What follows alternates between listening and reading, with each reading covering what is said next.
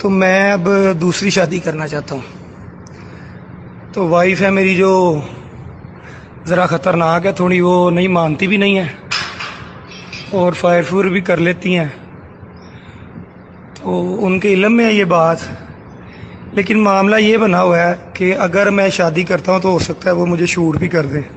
کچھ کہا نہیں جا سکتا، اس طرح اس حد تک ڈینجرس معاملہ ہے.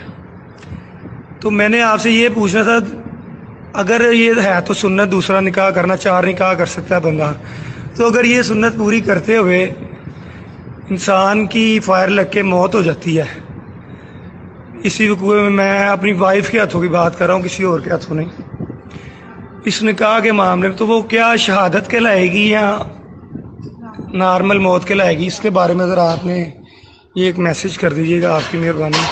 اور آپ ٹھیک ہیں، خیریت سے ہیں؟ بڑی مہربانی جی، جزاک اللہ. السلام علیکم. وعلیکم السلام ورحمۃ اللہ. کوئی بھی جو حادثاتی موت ہے نا، وہ شہادت کی ہی موت ہوتی ہے.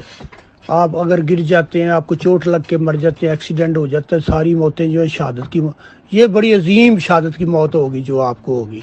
آپ بلا جھجک اس میں داخل ہو جائیے اور کوشش کیجئے. اگر آپ کو شہادت ملی تو یہ ایک عظیم شہادت ہوگی، آپ بے فکر رہیے، کوشش